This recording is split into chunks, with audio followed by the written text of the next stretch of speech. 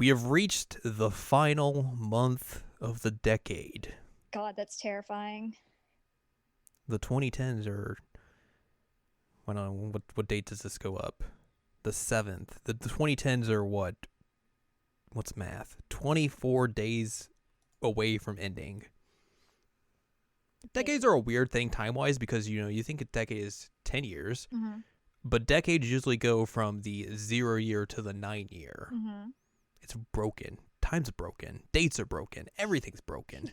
Not us. We're not broken. We're not broken. Hello, welcome to this week's episode of the Season Anime Checkup OVA. It's a podcast where we have conversations about video games, anime, and manga. Hello, I'm Jared, joined as always by Doc Al and Ladyem. Hello. And we're here to provide a service for you this week. This has been a dumpster fire of a decade, so let's bring some happiness to it.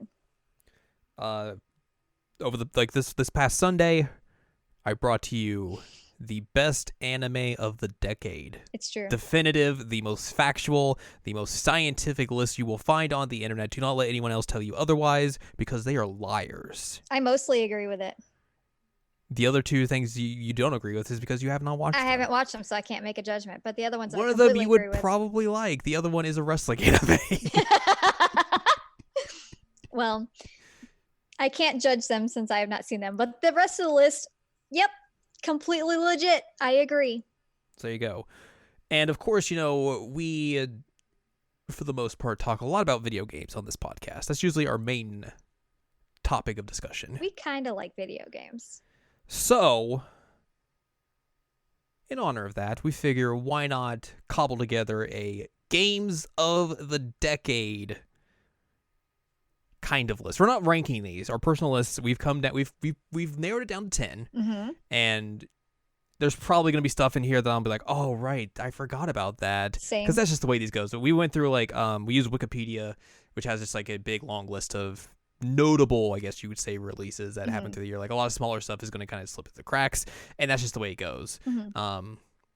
So that's what we use. Like I said, there's probably going to be stuff we're going to forget, and people are going to be like, hey, what about this? I'm like, oh, God, I'm an idiot. But yeah, we narrowed it down from however many we wrote down. I wrote down probably 40 or 50. We narrowed that down to 10, and I was like, we don't have to rank these. That's a lot of work. It's a lot of work. And I was already like, God, this is hard. Mm-hmm. I do think I have a number one, though. Okay. I don't know that I could rank the rest of them, but I do have a number one. If there are overlap between our lists, we will rank those. Ba-ba-bum. And determine a seasonal anime checkup OVA game of the decade. Heck yeah, I like this idea. And I'm assuming there's probably going to be a few bits of overlap here. I would think so. I'd be surprised if there weren't. But let's start off with some of our honorable mentions. Okay. Because there was a lot of games that came out over the past decade. We had the transition from a console generation to a new one, the advent of just all sorts of different new forms of technology. Games were everywhere this past decade. Yep. It's a big decade for games. I'll go first. Okay. Because I have a long list. All right. And I feel like it'd be easier to get that out of the way first. So here are my honorable mentions. A lot of these are going to kind of go through the time period. So stuff from the 2010s and then onwards. Starting off, Mass Effect 2. That's a very good game. Not my favorite game in the franchise. I'm the weirdo who thinks Mass Effect 1 is the best game in the franchise. Because that game is just bizarre. But Mass Effect 2 is really good. The game that basically changed it more into an action RPG, but still a really, really good game and everything. Alan Wake, also a pretty good game. A little flawed here and there, but it's a very good game, though. It's a very good game. I'm very excited to see how they implement Alan Wake into Control with one of the upcoming DLCs. I'm just very excited for that. I was when I played this game initially, it was me and a friend. We rented it while we were house sitting a buddy of ours house, and we just got so enamored with it. Just the way it was they had, the TV show style production of it and everything. And I'm not a big horror person. That's pretty evident if you've listened to this podcast before. But I was just hooked into this game, and I loved the supplemental little game they put out, American Nightmare. I love that. I've played this game a ton. It's very good. I love the DLCs and everything. It was very fun. And now let's get into some weird stuff like EA Sports MMA. Well, I can't say I was expecting that one. This is just a game I have a lot of fond memories of. Like, it was EA's first foray into making an MMA game. It was like the first big MMA game without the UFC license and everything. And one of like the key like factors of this game was like, you know, it had good like creation tools and everything. Like the story was pretty fun, but you could also create like online fight cards and do those with your friends. And one of my friends and I would just like go online and just like make these like really dumb fight cards and just fight each other, and it was just a blast to play. It just like the control, like the gameplay and all that stuff was just really fun. I just have a lot of fond memories of that game, so I threw that on there, which I think that's kind of like a lot of these games that are going to be like, there's going to be like, you know, some no-brainers and stuff like that, but a lot of them are just like, I really had a good time with this game and I have a lot of fond memories of this, so that's why it's on here. 999, it's a really good game. Yeah, it is. I played the iPhone version first because I'm a weirdo. And that's still technically the only version of it I've played. But it's still a really good story. Red Dead Redemption 1. As someone who did not like the second game, again, I have a lot of fond memories of this game. Like, it was really the first game to really like feel like a good Western in a way that like other games had kind of tried to do, but it failed. And it's another thing where like I have a lot of memories playing online with friends and everything, and just running around being just doing stuff like that. So, and then similarly, Halo Reach, a lot of fond memories playing multiplayer in that game. And also, it's the best Halo game, and it's out on Game Pass right now, so I really want to go play that game again. Oh my god. WWE All-Stars may be the best wrestling game put out this decade, because it was essentially like a big like arcade style game where like everyone just looked like they were on all the steroids. It was like incredibly over the top, and just like the gameplay was just like you like literally flying around the ring and doing like incredibly insane moves and stuff. And it was just a ton of fun. And it's a shame that they never made a WWE style offshoot game since then, which is probably why those games are real bad now. LA Noire, Lenore. I remember just waiting with bated breath for this game because I thought it was like the coolest shit. Like I thought it was like for it. I thought it was like the best looking game that had ever been produced. Which like, because like that face tech stuff was really innovative at the time. Like obviously now looking back it's kind of goofy, but it was like, really cool for the time. Yeah, for 2010 2011, like it was just mind blowing. Yeah, that game was fun. Doubt, yes. Press X to doubt. Yep. Bastion was like probably one of the first like big indie games that I got into. And that game is just really, really good. And everything that studio has done since then I have enjoyed. But I really liked Bastion at the time, and it was just a real fun little tiny, you know, story and everything, but just completely blew me away. Dead Island. Wow, I forgot about that game. Yeah, it's another game. I just like very fond memories playing multiplayer with friends in this game, and just like loving the weird control scheme that it had, and just like goofing around and doing weird stuff like just making like electrified pipes and like that. Like it's like you know, that game is not perfect by any stretch of the imagination. Like it's very janky and like, you know, not entirely great, but like again, just one of those games I played a lot with friends and it was just had a blast with. To the Moon is a game that made me cry very much when I played it. Very sad game. It's a very short game as well. So like to be able to pack in an emotionally charged story within like 2 to 3 hours is very impressive, especially for a small indie game. And just like I went into that game knowing basically nothing and was like just bawling my eyes out by the end of it. Just like, it's very good. And also like the third game, they're making a To the Moon 3, and that's coming out soon. I'm interested to see what that is. Don't knock my laptop off, Loki. Loki is like, I object to these decisions. Saints Row the Third. It's a good Saints Row game. That's pretty much all you need to say. Is it the one we played? No, we played 4. We played 4, right? Yeah. Ooh. We have not played 3. 3 is the one that is more in line with the rest of the series. It's not super power bullshit. Oh, it's not Crackdown. I wouldn't like that one then. I liked being able to explode all the things. I mean, you can still do that. You just have to use like rocket launchers. Yeah, but that's not as fun. We probably should play Crackdown 3. Yeah. And just get through all that dumb bullshit. That game probably isn't good, but we could probably make some dumb fun out of it. It's probably not good, but still. Yeah. Just hang out with Terry Crews and blow up. Sounds legit. Skyward Sword. Nice. That's a good Legend of Zelda game that gets kind of a bad rap here and there. Mm-hmm. I broke a Wii nunchuck playing that game. You did. Which was that was very interesting. Well, and the fact that you had never played it and I sent you a remote and nunchuck so that you would play it.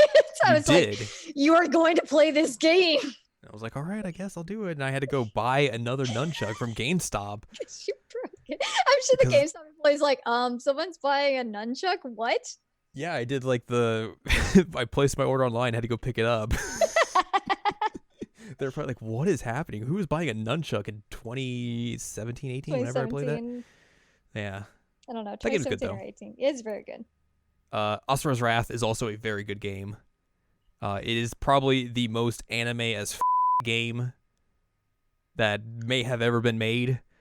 Of course, like it gets like its rap for being like just a bunch of QuickTime events, which it basically is, but it's a wild ride, and also kind of a bad game in the fact that they locked up the true ending behind DLC. It's not great. That's not a good idea. You shouldn't do that. But it's a really dumb game. The cats also again disagree. Mass Effect 3 is a probably another controversial game. One that like I played through that entire game, I finished it and I was like, that was a good game, and then I went online, I was like, why are people mad about the ending? Yeah, Mass Effect series as a whole, before EA killed it with Andromeda was pretty good. It was a fun series. The Telltale Walking Dead, the first season specifically, because that was basically the game that got me into that style of adventure games and everything, and I think like it basically blew everyone away that had played it, like in terms of like just showing what you could do with storytelling and everything. I have not gone back and replayed that game, and I kind of don't want to because I feel like it's probably not going to hold up in the same light as I remember it, but I remember at the time just being like, this is ridiculous, like this is so good. And then subsequently did not finish the subsequent seasons that followed it. Resident Evil 6 is a dumb, good Resident Evil game. Yeah, it is. Good game is good. People who hate this game do not remember what Resident Evil 5 is. No, people who hate this game are wrong. That's all there is to it. Hotline Miami was a game that just bled style and was a hard game, but one that made you feel very accomplished when you beat it and everything. It just, that soundtrack's really good. And like I said, just ooh style. Similarly, Shin Megami Tensei 4, a game where if you somehow get through the first 2 hours, you're probably going to be all right. Yeah. Because that is a brutal first 2 hours. It is, yeah. Like, that game just does not give a It's like, you're going to learn how to play this game, or else you're not going to get past the tutorial section. You will suffer. Yeah, like, I finished that game. That game's pretty good. But just, like I said, hard. But it's a Shin Megami Tensei game, so of course it's going to be hard. Of course it's hard.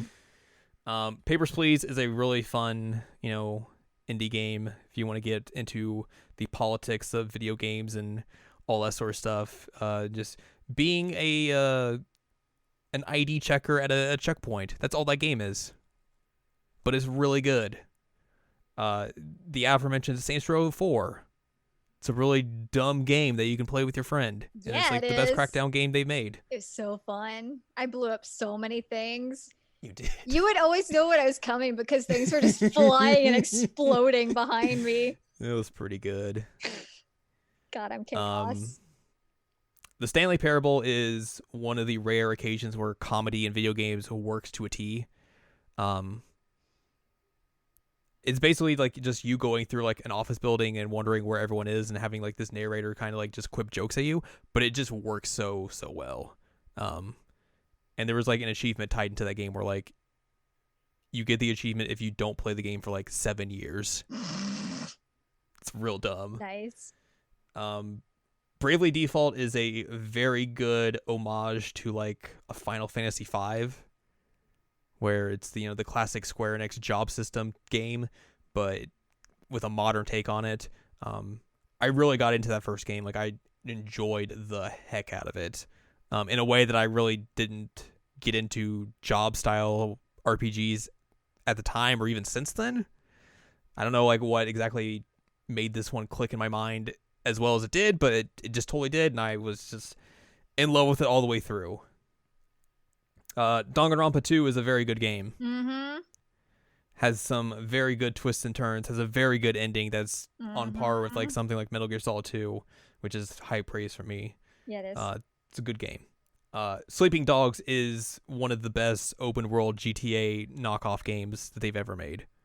And it's a shame that that game didn't really get the amount of praise that it deserved, and also like we never got a sequel of it, considering it was just so much fun. Bayonetta 2 is a very good game. Yeah, it is. The opening of that game is just, oh my god, it's ridiculous. So ridiculous. A good Christmas game for the holidays. Call of Duty Advanced Warfare. Well, this is kind of another one where it's just like I have a lot of fond memories playing this game, and then like as a Call of Duty game, it was probably one of the best ones I had played since maybe Call of Duty 4. Just with the way they had kind of like they changed the way like a lot of like traversal and movement was, where it's like you have like double jumps and like you can like kind of boost left and right and do kind of like that sort of stuff. Like it's very like futuristic tech and all that sort of stuff. It was just a lot of fun in a way that I had not had fun with a Call of Duty game in a long time. And then they took the developer of that game and then basically just put them on bad games, bad versions of Call of Duty. Like, let's go have you guys make a World War II game. It's like, what the f*** are you doing? That's not what you should have these people doing. Anyways, Until Dawn is a very good horror game in the style of narrative choice game.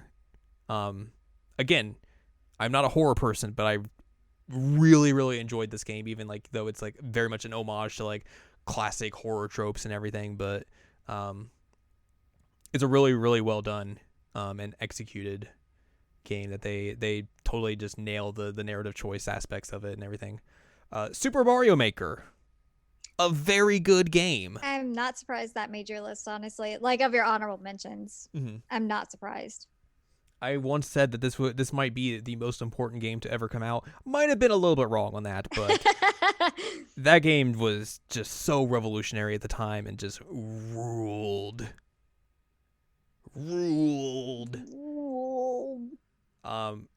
Undertale's really good. I like that game a lot. With just like some of like the weird stuff that it does and everything in terms of just like narrative and just completely just with you. Because I really hadn't played a game kind of like that previously, but it was really fun in a way that I've kind of played it before, like the whole fandom quote unquote blew up in a way that made it unbearable. So like that was probably a good reason why. But yeah, that game's pretty good. Persona 4 Dancing All Night is without a doubt the best Persona spin-off game they have ever done, bar none. Story is great, gameplay is great. I love that game. I bought that game twice. I bought all the DLC on the Japanese side. It was very expensive. I put a lot of money into that game. Animal Crossing New Leaf is a good Animal Crossing game for the 3DS. That's all there is. It's good Animal Crossing. Code Realize. Heck yes.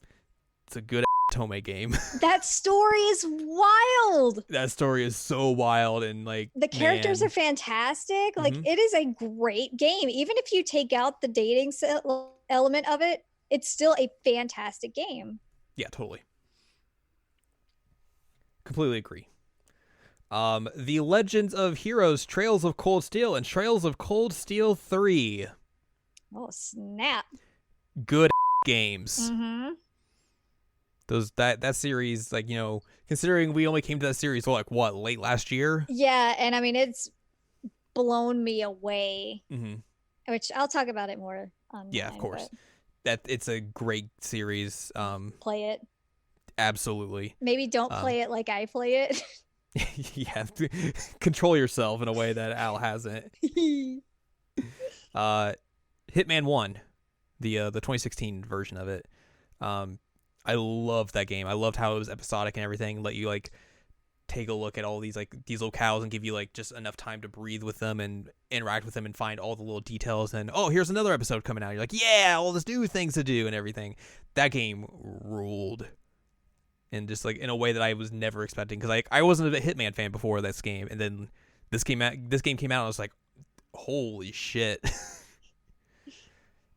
Similarly, Doom 2016. Yep. I'm not a Doom fan, really. No, I'm in the not way either. in the sense that like I haven't really like played those other Doom games, but like God, this game rules. It's so good, so good. Zero Time Dilemma. Yee. The third Zero Escape game. That's a great game. Mm-hmm. It's not the best game in the series. It's probably the worst game in the series, but that's not saying that's a bad game. It is still a great game. The third best game in the 3-game series. Right. But it's really good. Ace Attorney Spirit of Justice, the best Ace Attorney game they put out this year. Yep. Or this decade. Not this year, because they haven't put out any one since then. Nope. A really big return to form for the series after Dual Destinies was kind of a stinker. And honestly, the closest we'll ever get to an Apollo Justice sequel. Yep, which is tragic. Mm-hmm. Titanfall 2, which is out for free right now on PlayStation Plus. If you have not played it, go play Titanfall 2. Holy some of the best first-person console controls and gameplay you will find out there, bar none. This game rules. And it has mechs. You get to fist bump your mech, which is something that if that does not happen in Trails of Cold Steel 4, I'll be very disappointed. It's so good. Like, if you want to talk about like best gameplay of the decade, like this would be up there, legit bar none. This gameplay is so good, so smooth. Oh, it's really good. Yakuza 0 is great. A great way, kind of like a soft reboot for the entire franchise to get people into this series, and it did a fantastic job. And just like going around in Japan in the late 80s is a cool time period. Like that is a wonderfully like bright and neon place to be, and then you're like, oh god, economic downtime. That's happening real quickly. But that game's really good. Cannot recommend it enough. Night in the Woods is a great story. One that like I played very late in the year that it came out because like I just kept putting it off, but like I'm so glad I did. Just great story, great characters, really interesting subject matter throughout. It's good. Tokyo Xanadu. It's pretty good. EX Plus. Yeah, I mean. The game that could basically put us into the Trails of Cold Steel series, essentially, because we're like, we play this, and we're like, oh, we should probably play those other games. Yeah, and like, woof, I'm so thankful for Tokyo Xanadu because now I am into the series and I'm way in too deep. Way in too deep. I feel like that's the appropriate term for that. You cut out. I love it. I'm drowning and I'm happy. Do not drown. Pyre is a very good, weird sports game that is also just like weird fantasy as well. It's really great. This is from the people who made Bastion and Transistor, so it has that pedigree to it, and it's really fun. Tacoma is really good. Can confirm. If you like to see what would happen if capitalism really takes over, this is the game to play and everything. I really enjoyed the heck out of this game, which of course I would. But yeah, that game's very, very good. Super Mario Odyssey. That's a good Mario game. It is. It's very enjoyable. It's very, it looks really good. New Donk City. New Donk City. It's a great 3 words to say together. Wolfenstein 2 is a pretty good video game. Lets you do a lot of ripping and tearing, similarly to Doom. And you get to shoot a bunch of Nazis. That's always great. Shoot all the Nazis. Mario Kart 8 is a game we played a lot. Heck yes!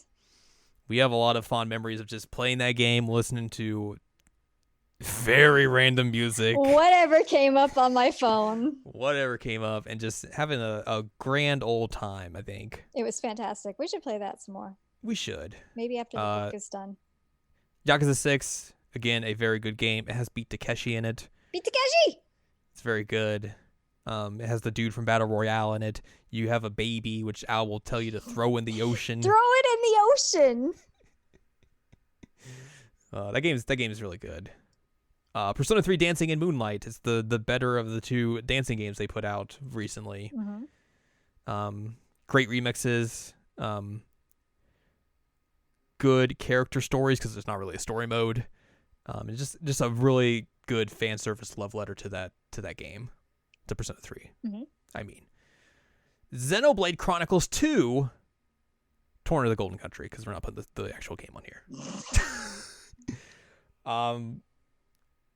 We talked about this when we did the podcast about it, but like, I was not that high on Xenoblade Chronicles 2, but like this expansion pack was amazing in a way that I was not expecting. Blew my mind in ways that I could not have anticipated. And it was my game of the year last year. Thoroughly enjoyed it. It's really good. Really good. Really good. The Missing, J.J. Macfield and the Island of Memories. Another very good game that has some surprising subject matter throughout. Mm-hmm. Just a very enjoyable experience throughout. Well, it's a violent experience, but yeah, I'm doing an academic talk on that in March. Yeah. Crazy, right? Yeah. But that game is really good. Mm-hmm. Devil May Cry 5. Yes. A game I was not expecting to like as much as I'd have. God, it's good. It's really good. It's really good. It's really good. Judgment's also really good. A good little break from the Yakuza series, from the Yakuza team, to kind of like let people kind of get into it without the baggage of the Yakuza series. And it's just a fun, jaunty little crime drama throughout. Similarly to The Somnium Files. That was also a good video game. A fun, jaunty crime drama throughout. And now if you want to get at the bottom of this list is some of the games that almost made the list. Such as Zero Escape Virtue's Last Reward. This was almost a lock. And then I was like, I didn't put The Somnium Files on this top list. And I said that was the best game Uchikoshi has made. Yep. That's what made me cut VLR. Wow. I was like, oh, of course, that makes sense. VLR is my favorite game in the Zero Escape series. It's very good. I love those characters. Cannot say enough good things about that game. Metal Gear Rising Revengeance. The game Kojima doesn't want you to talk about because he didn't have any part of it, and it's rules. Oh, man. This game is really good. Really good. In like the first 5 minutes, you are cutting Metal Gears in half. While like just ripping guitars are playing in the background. It rules. That game's really good. It's a shame we'll never get like a sequel or another game like it. Life is Strange. It's great. It's a great game. Cannot say any more good things about it. Like it's very, very good. And hopefully by the time we play 2, maybe we'll be saying the same things, but that is up in the air at this moment. As of right now, it's really fantastic though. Yes. Steins Gate 1, the original Steins Gate game. really good. Has some problematic stuff in it, of course, because it's an anime visual novel, but there are some really good twists and turns in that game. The ending, again, I will say, the ending is really good, on par with Metal Gear Solid 2. I'll get to it eventually.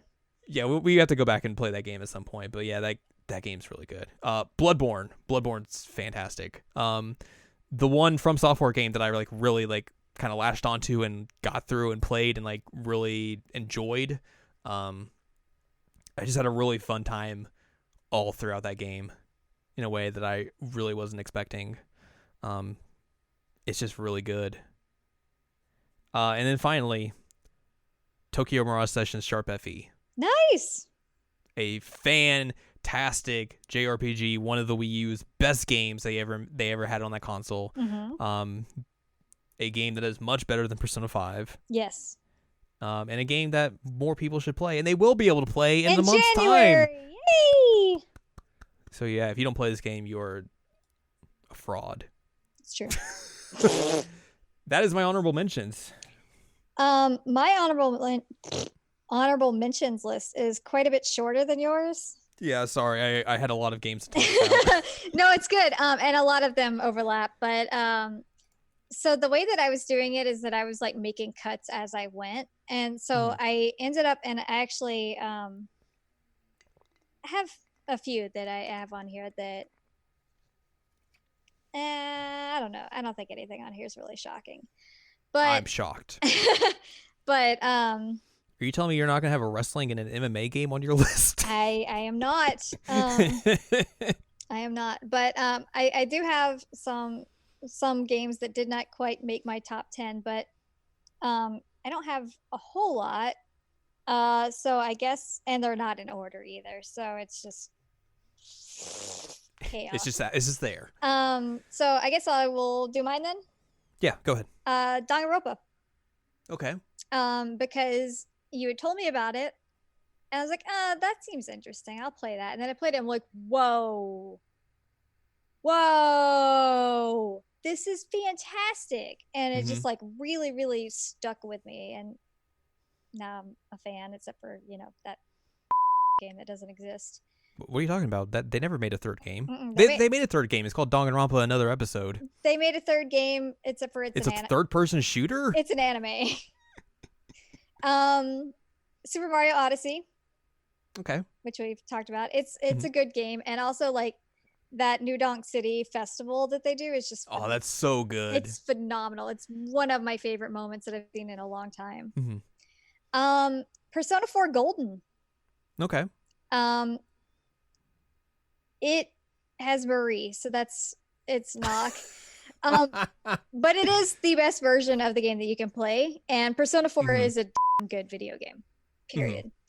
Life is Strange. Yeah. Again, something you recommended, and it was a hard thing for me to play, and you know that because you were with me when I was playing it.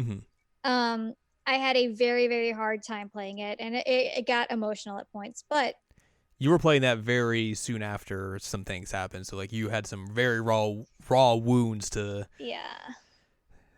deal with there. So and it was partially by choice that I did it then, but and it may also be why I have such an affinity for it. It's a great game. It's written really well. The characters are great. But I also just really appreciated it when it came at the time. It's got that one song that also shows up in the OC. Oh my god. Wow. Danganronpa 2. Okay, yeah.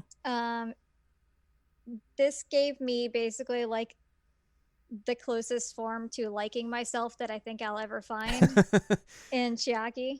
Yeah. The closest beyond that would be Zuramaru, but Chiaki is basically me in game form, and it's amazing. Limbo. Yeah. I don't think I've ever played through Limbo. I played through Limbo when it first came out, and I was pretty amazed by it. And, I was thinking a lot about what the narrative was trying to tell me, and I'm still trying to figure out exactly what I think that game is about, but I really, really enjoyed it. And aesthetically, it was fantastic. And it was new and exciting for the time. I didn't like Inside as much, and you know that because we played it at the same time, but I did not like it. I remember seeing Limbo on like the list come up, and I was like, did I play that? I played some of it. I remember playing some of it, but I did not play through all of it because I played it like on a friend's Xbox. So okay. I never owned it. Legend of Zelda Majora's Mask 3D. Yeah, I had like a weird caveat where I was like, I'm not including remakes. Well, that was just a personal aside for me. So, but yeah, like I can totally see how that would be a thing for you. Yeah, I mean, like I put in Persona 4 it's a Golden, good version. And Majora's Mask 3D, like I kind of broke my own rule. Nice. They redid the entirety of Majora's Mask. Like it looks entirely different. They revamped some of the save issues, and it's just a really, really great version, and I love it. Yeah, you were 100% correct. Like that is a very good version of that game. And I love Majora's Mask. It is like top tier Zelda for me. So it's playing a pretty it again, good Zelda game. It's a very good Zelda game. I also have Persona 4 Dancing All Night. That story, like you said, phenomenal. This was my my old go-to in terms of rhythm games for when I was very, very stressed. Yeah, that's true. And it did a lot for me. It almost made my top 10. I can believe that. It was one of the 3 that I was debating. Yeah, I can totally believe that. Knowing your affinity for that game. Almost, but it didn't quite. And then the next one also didn't quite make the top 10. Spirit of Justice. Okay. Yeah.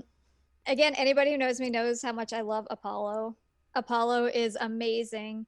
And this game was just really, really great narratively. It did some really interesting things, and Apollo deserves more love, period. That's it. Apollo Justice is a good character, you guys. I put School Idol Festival in here. Good. Because it is now my go-to rhythm game for when I'm stressed. It has replaced Dancing All Night. I will mention that I did not put Dancing Moonlight in here. Okay. Because it didn't have that story mode. I think it's completely fair. And while I really enjoyed it and had a lot of good moments with it, I was like, this isn't as good as it could have been. Yeah. Can't argue with that. Next thing that I put on though is Xenoblade Chronicles 2 / Torna. /Torna. Well, I mean, because I considered them an entity. Yeah. But I put so much time into Xenoblade 2 and Torna. Like, I think if you were to add it up, it'd be close to 400 hours. I believe it. I mean, that's what. I mean, the first game was like a ridiculous amount as well. Yeah, so I really, really enjoyed it. It was a great time. I'm excited for anything that could come from that series. Devil May Cry 5. As you said, fantastic game. If you would have told me, which this is going to be a little bit of a spoiler, but if you had told me that Devil May Cry 5 would have been like top tier of my game of the year list in 2019 in January, I would have been like, really? If you would have told that to me, I'm more shocked that you felt that way than me, because I'm actually a fan of Devil May Cry. And I'm not. And so I got this before you did. And was like, I was there when you got it, and I watched you play some of it, so like you're like, that's what really made me interested. So I was like, oh, this looks really good. It's really, really good. Devil May Cry 5 is a great game. I drove home, rested for a day, and then went and rented it. Yay! Tokyo Xanadu EX Plus. Same reason that you mentioned. Trails of Cold Steel 1 and 2. Okay. I put them as my honorable mentions, which kind of gives you a hint as to what's gonna be in the top 10. But God, Trails of Cold Steel is so good. We were just talking about like how many hours I put in, and I'm like, oh God, I don't know. Like I don't want to think about that. That's dangerous. There is so I have not mentioned this to you, but we have been talking, about playing the other games in the series, like Trails in the Sky, and trying to find ways to play the crossbow games. But there was a moment last night where I was just like, what if I just played all of Trails Cold Steel again? Just go back to 1 and replay that, and replay 2, and then replay 3 again. And I'm kind of just thinking like maybe I should just do that. I'd do it. I have to Yeah. wait until the book's finished, but I'll do it with you. You literally so here's a spoiler. I finally got a review code in for Talks 3. Yep. And Al was like, "Oh, I'm so excited for you to play this and finally get to see everything." And we were just like, I was playing it and we were just chatting and everything, and you're like, "I'm gonna replay Trails of Cold Steel 3 again," and I was like, "You just finished it." And you're like, "Yeah, I'm just gonna play it again." And I did. So she just replayed it as alongside when I was playing it, and that's just how we went. Yep. That's our friendship. Yeah, it was great. It was really great. Somnium Files is on my list of honorable mentions. I feel like the not to cut you off, but like the 2019 games kind of get like an unfair rap because I feel like out of all of the games, they have not had the amount of time to like kind of stew like some of the other games in over the decade have. So like they don't get as fair of a shot to make the list as some of the other games do, which is a bummer. But like I think it's just kind of the way it is. Like, but I have 3 games on either honorable mention or top 10. I mean, so do I. That are 2019. Like, it's just like weird recency bias that like you can't necessarily throw that in there, but like they also haven't like aged, I guess is a way to put it, in a way that like you really get to like yes, this is a fine wine of a video game sort of thing. Makes sense. Yeah. And my last honorable mention, Hyrule Warriors Definitive Edition. Okay. I'm sure you're not really shocked by that. I am not surprised. I mean, if I was going to put a Warriors game in an honorable mention, I would put Fire Emblem Warriors, the best Musou game they've ever made. But yeah, like you have played all 3 versions of that game. A lot. Put many hours into it. I mean, you didn't play the Definitive Edition, which is the OG 3DS version, the best version to play. No. I mean, are you really a true Hyrule Warriors fan if you haven't played that version? Wow. I'm just stating the facts here. I'm just asking questions. As has been before, there are 2 Queen titles that I get on this podcast. One is Otome Queen, and the other is Musou Queen. Hyrule Warriors is so flippin' fun, and I just put a disgusting amount of time into all of these versions except for the one that you're talking about. You know, you're kind of putting yourself in a bad hole by saying you're the queen of Musou, because that means you probably have to play the Persona 5 Musou game. No, I don't. I mean, if you're the queen of Musou. Yeah, but I don't play bad Musou. Oh, sorry, excuse me. I have standards, Jared. I'm sorry. I apologize.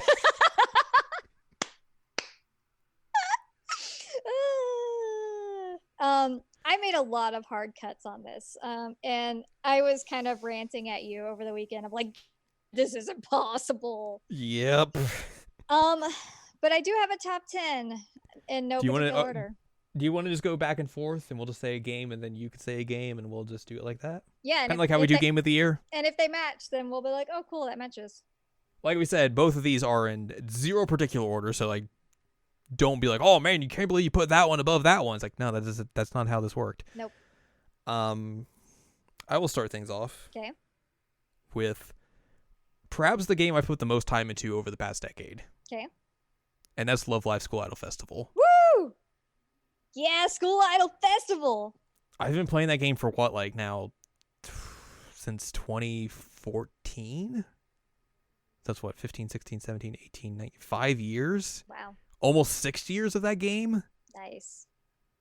It's a very ridiculous. Yeah, it's a very ridiculous number. Like, I have gone through all of the changes that game has to where, like, the initial versions of it, which looked kind of like poop, to when like, oh, here's the Aqua expansion where they're in now, and seeing all of that, like I've been through the ringer with that game, and just like, it's the one mobile game I keep coming back to no matter what, because like I just enjoy that gameplay so much, and like it is probably one of the best free to play games out there because it's not super predatory with the way it asks for microtransactions, and it gives you enough of the premium currency to make you get pulls and everything without really having to spend money. So it's a very good game. Also, the music's great. That's a great music throughout. A ton of music. It's really good. Mostly on the Aqua side, though. It's very good. It's a very good game. And cute cards. Mm-hmm. There's so much cute art. If you It's true. like cute girls and fun music and rhythm games, it's a good game, and that's the reason why it made your top 10 and my honorable mention. Mm-hmm. Nice. All right, my turn. Yes. Code Realize. Yep. I believe that. I didn't think you'd be shocked by that at all.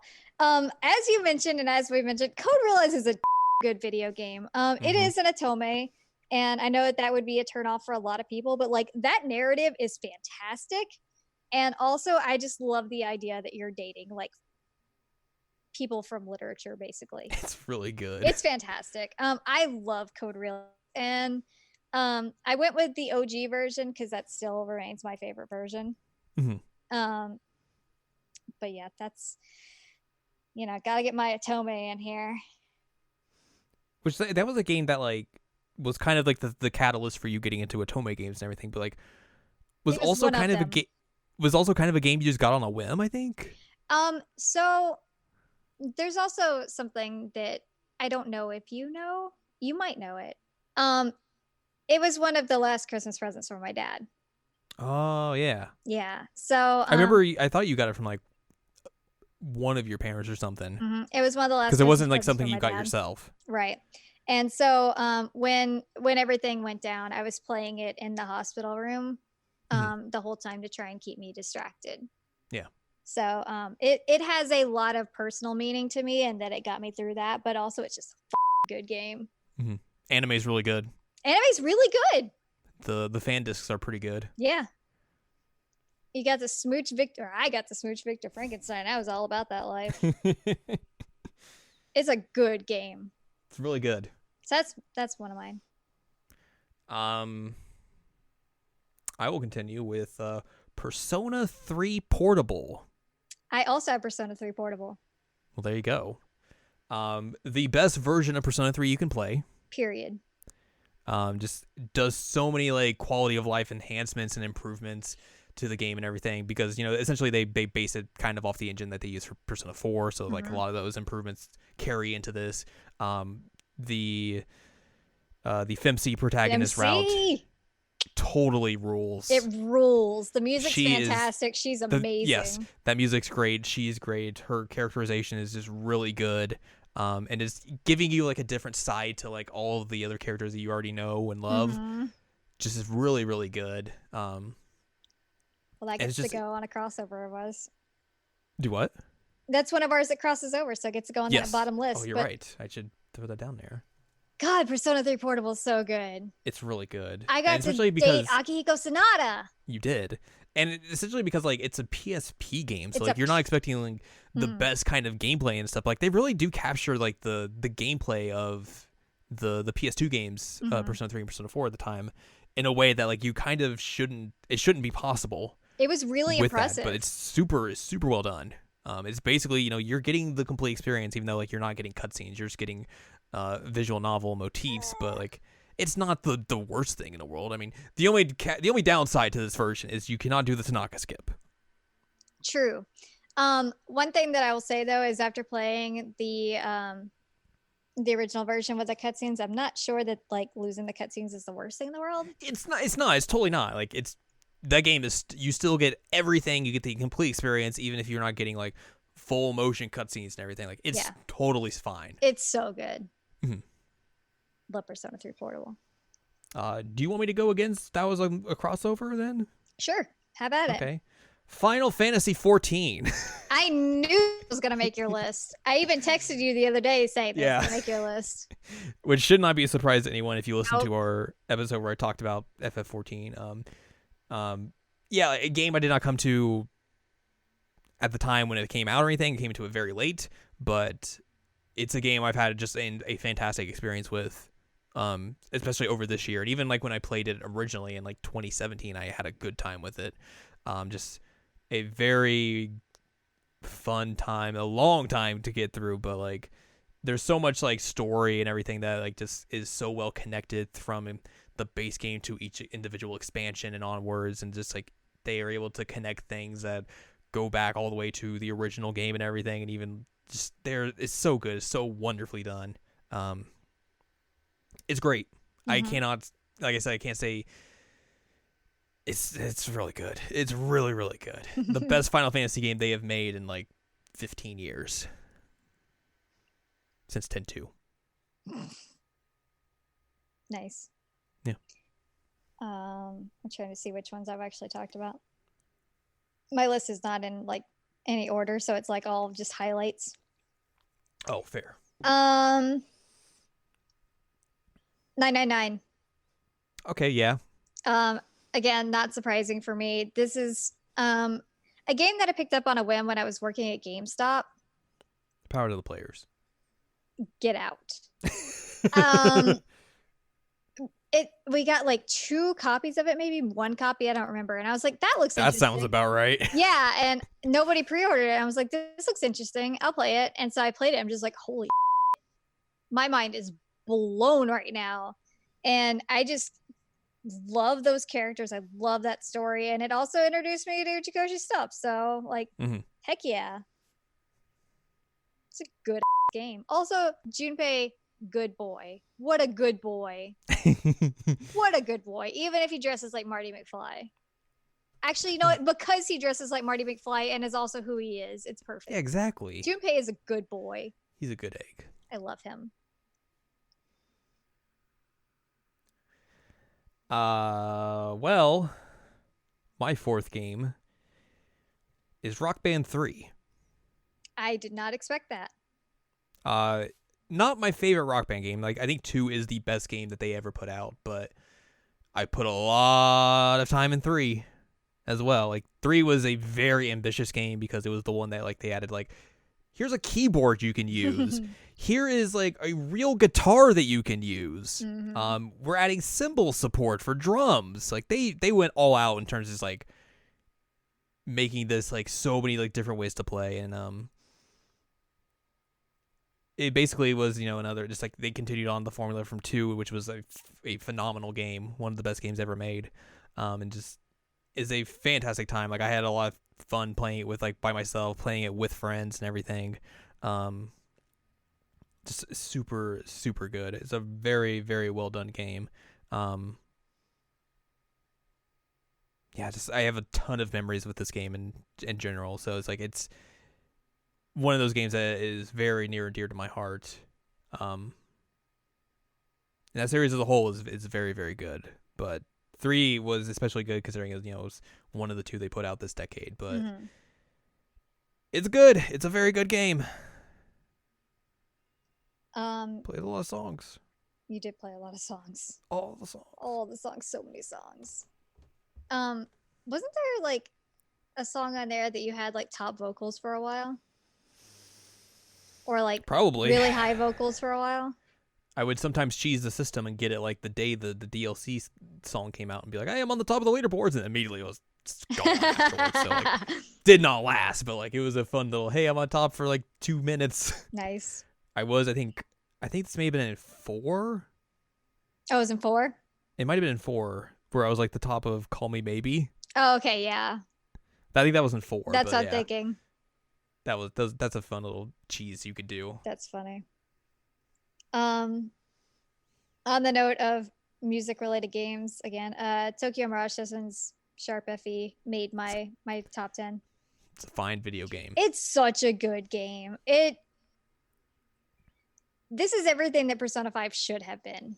Really, like the way that it functions, the way that the story is, like it's such a good game. And Tsubasa is amazing.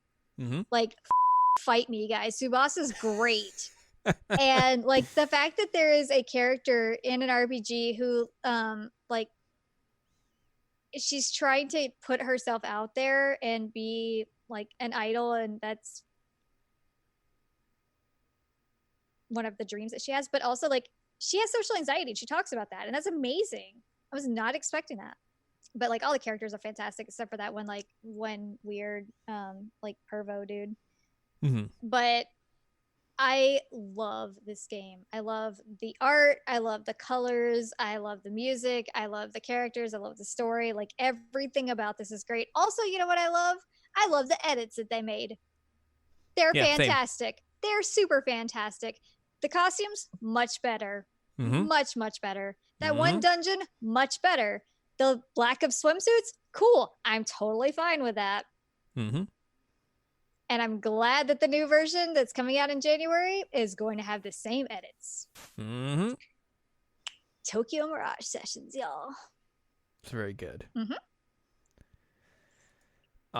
Well, keeping in that same vein, Nice. in that same company, Mm-hmm. Persona 4 Golden. I expected that from you. Well, I mean, you basically kind of hit it on the head when you talked about it. Like, it's the best version of that game. I mean, it's essentially you are playing that the PS2 version of it, but like with better graphics. They made it widescreen because obviously that's the way the Vita is. New enhancements to the game, new dungeon, new gameplay elements, new story, New song. like new songs. But like if you were like a fan of this game and you were like, man, what if they made a little bit more of it? Like this was it. Yeah, Golden was great. And it ruled. Except for Marie. She sucked. But yeah, like I bought a PlayStation Vita for this game specifically. I have the I can't remember. I think it's the case that came with like a special edition of it or something. Like I have some kind of Persona 4 case. I have a screen protector. That's Persona 4 Golden for my Vita, except the screen part's cut out. Nice. But yeah, like that game's good. It's a really great game. Are you ready for the one that you may find very, very shocking for me? Yes. Doom. Wow. Yeah. Wow. I put Doom on my list. Wow. So as you mentioned, I'm not a huge like Doom fan. I played the original because I am a child of the 90s and all that jazz. But I was like, Doom, and I didn't play it when it first came out. I wasn't that interested. Mm-hmm. But then I think it was 2018 that I played it. It was last year. Sounds about right. Because my brother knew that I was very, very stressed out because I was like getting ready to do my dissertation defense. And he's like, you know what you need? You need to play Doom. You need to just rip the arms off of these demons and beat the hell out of them with it. And it was amazing. That game was some of the most fun. Like I enjoyed it so much. And I'm sad that like it took me so long to play it. And I'm hyped for the new one. Mm-hmm. And I never expected to be that person. Ever. Like I never expected I'd be hyped for a Doom game. But like that was a fun video game. It's really good. And like you said, like if you need a game to like get you through a stressful situation, this is the game. Oh, it was so satisfying. I mean, like legit, it was so satisfying, and it got me through like a really, really stressful time. And you know, it was also fun to just like have my brother there, like while we were both like giggling gleefully at me like ripping a demon's arm off. Pretty great. It's really good. Bonding time, you know. You know, casually ripping arms off. Casual bonding while you're ripping demons' arms and limbs off. Beating them to death with it. You know, as you do. Yeah. It was fun. That's what every family does. I just figured you would find that very, very shocking that it made it. I'm surprised, but not like, oh my God, I can't believe this. Because I know how much you like that game. I love that game. Mm-hmm. Hit me. Well, I'm not going to hit you, but... With my own arm. Next up, I have Gone Home. Oh, yeah, that one's a good one. That is a very good game. I love this game. I went into this game knowing pretty much nothing about it. Like, I thought it was a horror game. I also thought it was a horror game when I played it. And, like, got through the first 2 hours, or, like, the 2 hours, not the first 2 hours, but, like, just the entire experience, and was just, like, astonished with it, because it's a game where it is basically all about exploration and storytelling through environmental storytelling, where you're finding like little bits throughout like this house and everything. And that is telling you the story of what is happening and everything. And it's such an ambitious game to be like, here, we're going to let you just do what you want, let you have this story, let it unfold in whatever way you want, And that's basically it. You are going to push this narrative forward. We're not going to like throw things at you to do stuff or whatever. It's just, you go at your own pace. You do however you want. And that's the way this game is. And it's really good. Especially in an era where like all sorts of games were just like filled to the brim with like stuff to do or like NPCs and everything. This is like, nah, there's none of that.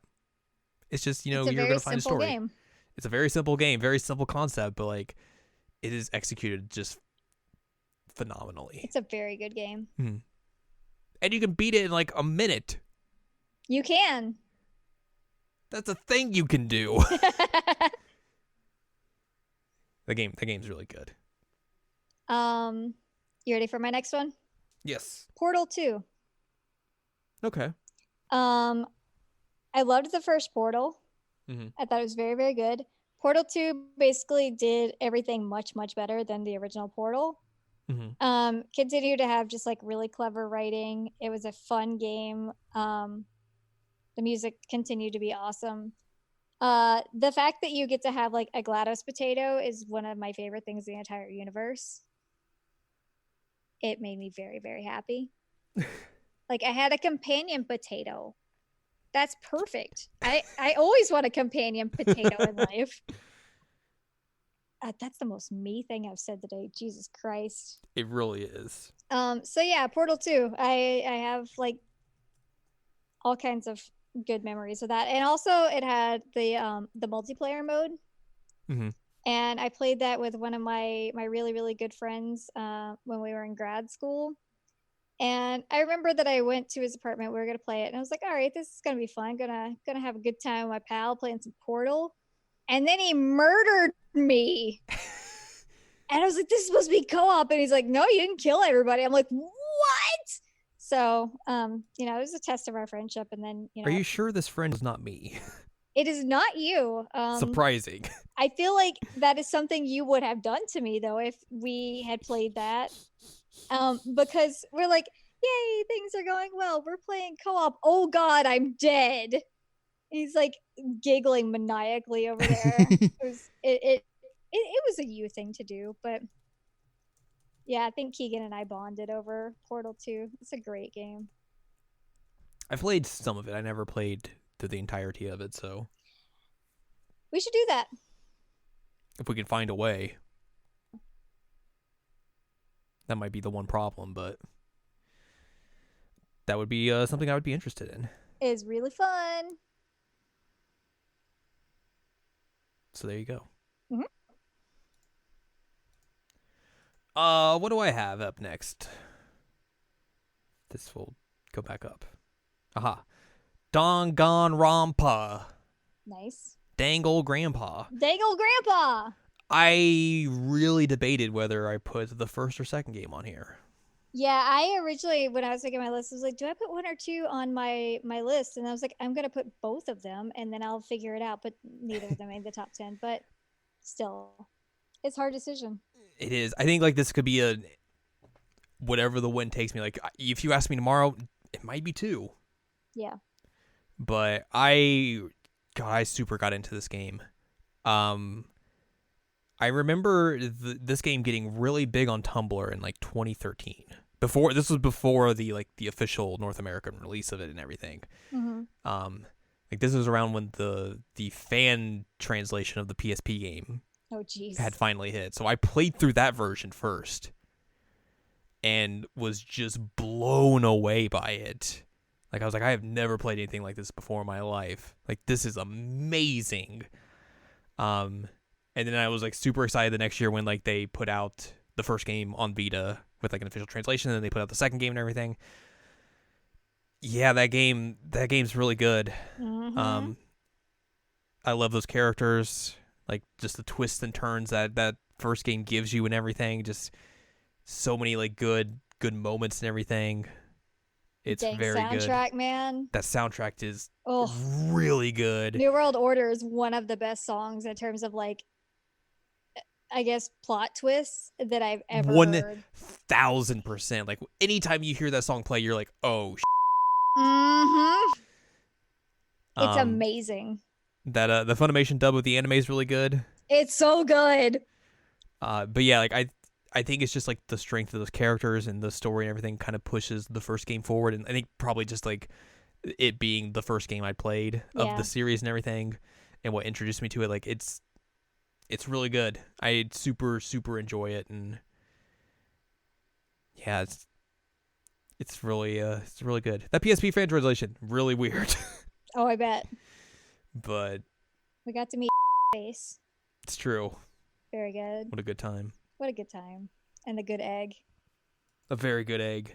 Very, very good egg. You ready for my next one? Yes. Portal 2 is backwards compatible on the Xbox One. Heck yes. I think it's $20 though, but we should do that. We should do that. Anyway, sorry. Another one that you will be zero shocked by. This is how shocked I am. Xenoblade Chronicles. Did that come out 2012 in the US? Wow. That late? Do you remember why I asked you? I remember why you asked me, but like I would not have imagined that game coming out that late. It took a long time to get it to the US because of the what was it, Operation Rainfall or something? Yeah, I would have figured that was like a 2010 game. 2012. Like if that would have been the latest I would have put it, like a 2010. I think it was 2010 in Japan, maybe. Yeah. Because my two that I was like, oh god, do these fit, were 999 and Xenoblade Chronicles, but Xenoblade Chronicles was 2012. I have it on here. I honestly, when you asked me that, I thought you were talking about Portable. I mean, that one also was one that I was concerned about, but that was the one I figured you were asking about specifically. It was mainly these three: Xenoblade 999 and Persona 3 Portable. But Xenoblade Chronicles is amazing. I've put a disgusting amount of time into this. Across the versions. You have some stories about this game that like you told me, and I still honestly feel like I don't know if you just like you punked me, and I'm just like I've been just strung along this entire time, and you just are laughing maniacally anytime I think about it. Is it the T-Rex story? It's the T-Rex story. That's my favorite story. Okay, so if they have not heard the T-Rex story, I got to tell them the T-Rex story. So I was playing Xenoblade Chronicles when it first came out on the Wii, and I was loving it. I was so excited. Everything was fantastic. And I got to Magna Forest, and I'm like wandering around real happy. I'm going to go hang out with the little dudes, their treehouse. And I'm trying to figure out how to get in there. That didn't sound good. I'm trying to figure out how to get in there. And as I'm walking, this big dinosaur, this T-Rex just like destroys me. I'm like level 30 something, and this level 99 T-Rex just comes and destroys me. And I'm like, oh no. Oh no. I'll be back. So I played through the entire game, and I got myself to level 99 so that I could specifically go back and kill that damn T-Rex and take his bones. I was so mad. And so I was just like, I got my revenge. I don't think spite has ever fueled someone as much as it fueled you to destroy that dinosaur. I mean, you know as well as anybody that sometimes I am very driven by spite. It's true. And that was one of those moments. Oh, man. I wanted that thing to die. I was so mad. I was like, why are you attacking me? I'm a baby. But yeah, he suffered the consequences. That's what happens when you mess with Al. It's true. She'll steal your bones. It's true. Oh, God. I need to hide them under my skin. Under your skin. So yeah, Xenoblade. I've put a lot of time into it, and it made me cry a lot every single time I played it. And I am so stoked for the like remastered version of this, and I'm sure I'll put another amount of disgusting time into it, and I'm sure I will once again get to level 99 and kill that dinosaur, because I did it again on the 3DS version just because I knew he was gonna be there, and I knew that I wanted to kill him again. Oh God. If that doesn't tell you who I am as a person, I don't know what does, honestly. Really true. Oh, let's see that played. Oh man. Anyways. Yep. Up next, I have Stardew Valley, which is the complete opposite of that. I don't remember when this game came out. It was like 2016 or 2017, but like I remember spending like the entire summer just getting lost in this game. Mm-hmm. Like I'm not a Harvest Moon fan or like that kind of game. Mm-hmm. Like I don't play those type of games. Mm-hmm. But for whatever reason, this game just like sunk its claws into me. It was like, I'm not letting go. Like I just loved all like the farming aspects. I loved like the mining aspects, like the fighting and everything, the dating sim parts. Like it was just like every little thing that game did. I was like, this is amazing. This is amazing. This is amazing. Co-op. And then they put co-op in it later, and it's amazing. It was really fun to play this co-op with you. It's really good. Mm-hmm. And they're like even still adding stuff to it. We had our little farm. I married the little angsty boy. The little angsty boy. With his motorcycle and his vaping. Vroom, vroom. That game's awesome. It's really good. We should go back and play that once that patch hits consoles, because like they're adding like a bunch of like just like neat new stuff, and like there's a bunch of like in-game content that's new and stuff that I'm really curious to check out. Yeah, we still like, we never even like touched like some of like the weird that's in that game. Wow. Like that game goes places. Hopefully next year we can do some of that. Whenever that patch hits consoles, so that probably will be next year. So yeah. But yeah, Stardew Valley, fantastic game of the year when it came out. Yep, I remember you gave it that. Mm-hmm. You ready? Always. Skyward Sword. All right, yeah. One of, well, I won't say what I was gonna say. I feel like I have an idea what you were going to say. You know what I'm gonna say. Skyward Sword's amazing. I can't stop thinking about it. Skyward Sword also helped me meet one of the coolest people that I know, so that's pretty amazing. It gets, like you said, gets a bad rap. It gets a really bad reputation.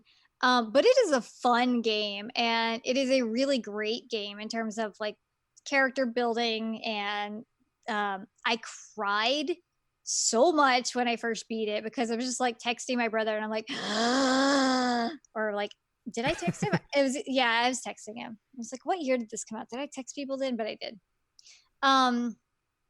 And I was just amazed. And then I ended up going to like the symphony with my mom afterwards, which is hilarious. And I was like, hey, I want to go to the symphony. She's like, oh, I want to go with you. I'm like, Mom, you don't play Zelda. She's like, I don't care. I want to go with you.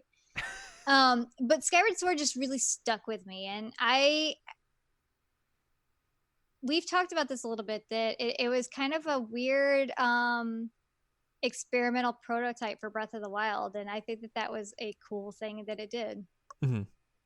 And I'm sure it's not the first time we're going to talk about, or the last time we're going to talk about Breath of the Wild on this one. I mean, I don't know. I think it's the last time. I don't know, man. I don't know. We won't bring it up again, probably. Yeah, probably not. Anyway, it's a real good game. Also, it's a really cute Link. There you go. Mm-hmm. Penultimate game on my list: The Legend of Heroes: Trails of Cold Steel 2. Mine is Trails of Cold Steel 3. I think I slightly like 2 more than 3. 2, I knocked it because of the pacing at the end. I completely agree with that, as like I've talked about before, but I think I just like the idea of how this game was like, you are in a f***ed up situation, go get your friends, and let's go fight back and try and figure what the f*** is going on. Yep.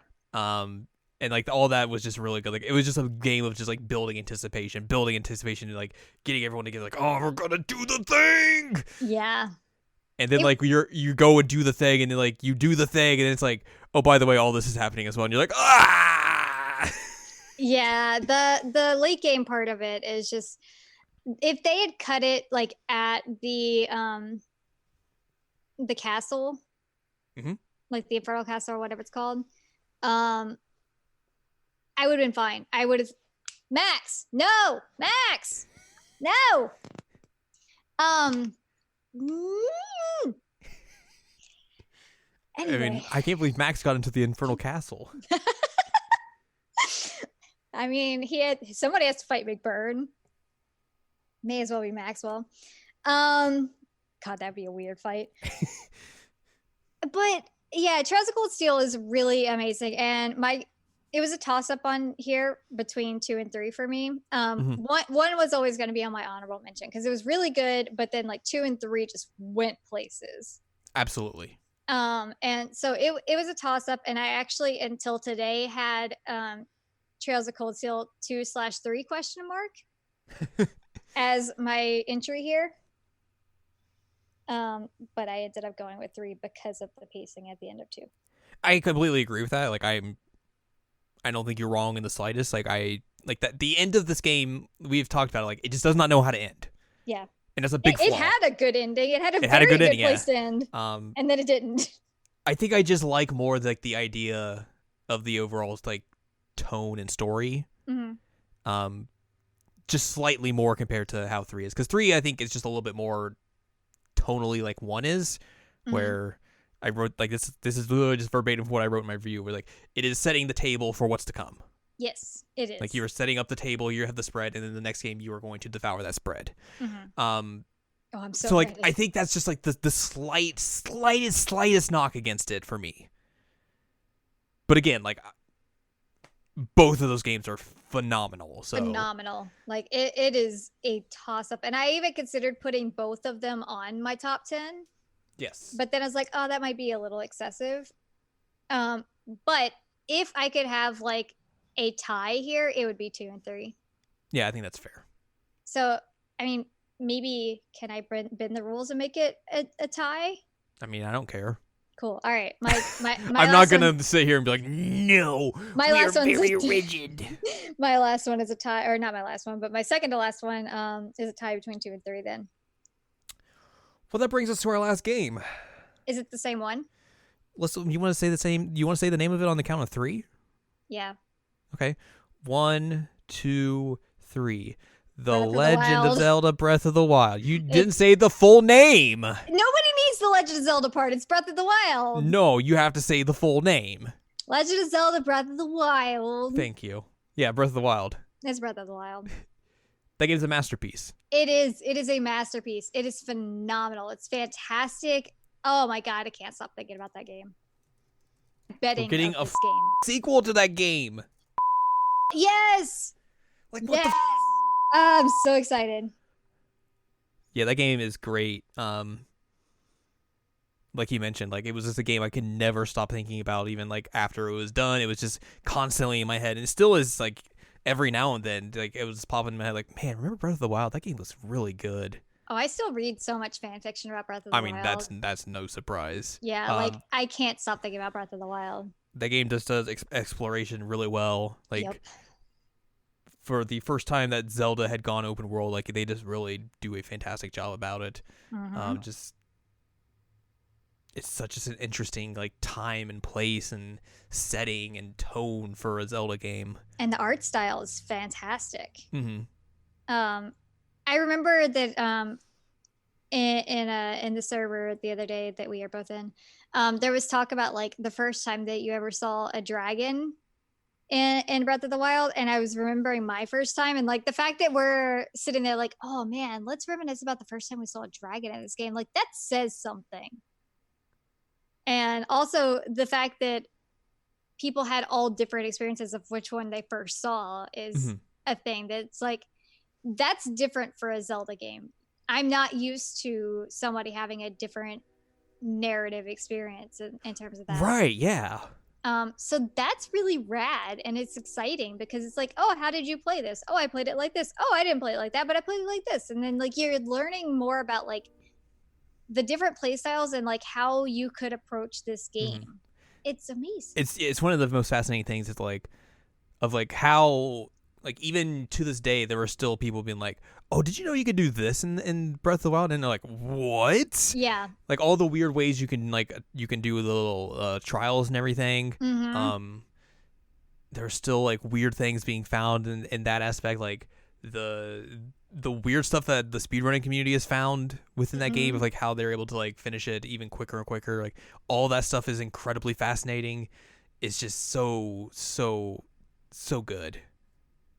I love watching videos of people like find crazy ways around the trials, or even like the people who find like fantastic ways to like use the stasis Mm-hmm. rune and like just knock things all over the place. Like it's funny and it's amazing. Or the way like people have been able to use that for like traversal. So like, oh, I need to get Mm-hmm. across the map, and just like, okay, I'm gonna cut down a tree, position it right, stasis it, knock it a bunch, and then I'm just gonna shoot off, and I'm gonna get to the other side of the map in like 3 seconds. Yeah, it's so cool just watching people like do things in this game. Mm-hmm. I I love Breath of the Wild. I It's great. think that like it would be hard for me to rank these, but I think it'd probably be number one. I might agree with you. I That's on a mean, whim, though. That's not me putting like a ton of thinking into it, but don't we only have two that like overlap? we do. It's It's P3P and Breath of the Wild, which I think it's Breath of the Wild then P3P would be yeah, it is. the ranking. But yeah, It's just like I said, I can't stop thinking about that, and that says something. yeah. And the fact that my top Zelda game since the early 90s has been Link to the Past, and then like this game came out and I was like, oh god, is it still that game? Like that, there you go, that's a big deal. Mm-hmm. Like it shook me as a person. I was shook. It's so good. It's so good. And like I said, I get to sleep on Link's butt every night, and that's pretty rad. It's like dream life right there. And then like a lot of the art on the staircase of my house is just Breath of the Wild art. It's fantastic. Mm-hmm. God, I love Breath of the Wild. It's really good. It's really good. Also, I will say that people are so rude to the soundtrack, and the soundtrack's awesome. The soundtrack's really good. The soundtrack's It's very, really good. It's minimal, like in the design for the game, but like once you listen to it outside of it, like it's phenomenal. But also, it should be minimal because of the way that the game is designed. Like, Yeah, 100%. it's like a post-apocalyptic Hyrule, legit. And like everything's kind of disjointed and great, but then you also have like the fantastic bits of like the Temple of Time theme is like, the Song of Time. It's just slowed down a lot, or the horse riding themes, depending on day or night, have like Zelda's Lullaby or like the Heroes theme in it, or like that Hyrule Castle theme is that's so good. one of the best things I've ever heard. And again, the fact that I played that before I did my dissertation defense says something. It really does. Yeah, like that was the song that I played before I did my defense, because I was like, I need something that it feels impossible, but you can get through it, and you will get through it, and that is that song. Yeah. And fantastic use of leitmotifs too. Just saying. I know that a lot of people were like, "Oh, but it doesn't have an overworld theme." It's like, you don't want that. Doesn't need it. It's fine. That would make you crazy if you're running around trying to explore and it's just like this big booming overworld theme. Like that would make you completely bonkers. Plus, how many open world games do you play that have overworld themes? I don't. It's usually like ambient music or something like that. Yeah, exactly. So. Yeah. If it's that's not a thing that those types of games do. And it doesn't make sense to do it. No. So like, F off, you guys. The soundtrack's great. It's on like 30 discs. Yeah, I definitely bought the like super special edition from Japan of that. Whoops. Well, that's been a fun trip down memory lane Yeah, it has. of the decade. Those are our games of the decade. You can disagree with them, but that's your problem. Yeah. That's and there it. are a lot of other good games out there, but like Totally. And I made a lot of cuts. I will say that. I made a lot of cuts and they were very hard. Like Resident Evil 6 was on my original list and I cut it. Hatful Boyfriend was also on my original list and I cut it. Yeah. I didn't even think of that. Hatful Boyfriend was originally on my list. And I don't think it would make the top 10, but like I would give that an honorable mention. It deserves an honorable mention because it's a great game. The Coup Man. Coup. You got a coup for Christmas. I did. Yay. He has pudding. His pudding. I completely forgot about that game. How did you forget about Hatful Boyfriend? I don't, like I said, like there was going to be games that I'm just going to like completely forget about. And that was one of them. Well, how about this? We are going to dual give honorable mention to Hatful Boyfriend. I agree. There you go. Someone, like I said, someone's going to listen to this podcast and they'll be like, hey, what about this game? And I'll be like, I expect what about that game? I fully expect that. It's going to happen. But we did our Rubesti. It's fine. So there you go. Like the games of the decade. We will reconvene in 10 years to talk about the games of the 2020s. They probably all have perfect vision, so. Get out.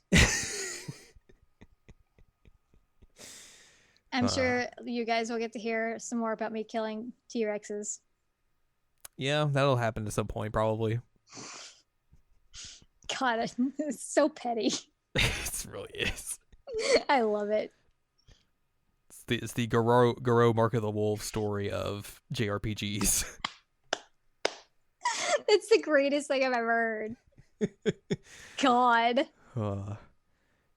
So yeah, if you would like to make your own list, send them to us. We'll be like, we'll judge them harshly, and by judge them harshly, we'll be like, oh yeah, those are games. Yeah, we'd like to see lists. That's exciting. Yeah.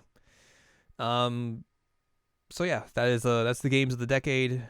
Now we don't have to do any more lists until the end of the month, when it gets really hard. Yeah, I've been looking at that, trying to figure out what I'm gonna do. I have not looked at it. I refuse to look at it until like halfway through the month. At least the good thing is we've been keeping a tally of we have keeping track of the games we played. Yeah, that makes it a little bit easier. A group doc of like, here's the games we played. It's like, oh, that makes things so much easier than like going at the very end, like, oh, what did I play? Oh God, I don't remember. Yeah, let me look through all these trophy lists. It's been a good thing. I think we should continue doing that. It's a smart idea. Yeah, I like it. It's a good idea. But yeah, that's gonna wrap up this episode. So if you'd like more from us, go to seasonallimecheckup.com or sac.cool, where you can find past episodes of this podcast and other podcasts like Seasonal Anime Checkup and Jared Now Watch. You can also find columns and reviews on the site as well. So if you want to check out the anime of the decade list, that's on there. Very good and very accurate. Thank you. Just saying. I tried. No, you did a great job, buddy. If you'd like more from Anne Ladyem, go to AnneLadyem.com. She's got columns and reviews. Once I get the book manuscript finished, I am eventually going to have a piece that I have had kicking around in my drafts for a while, but like,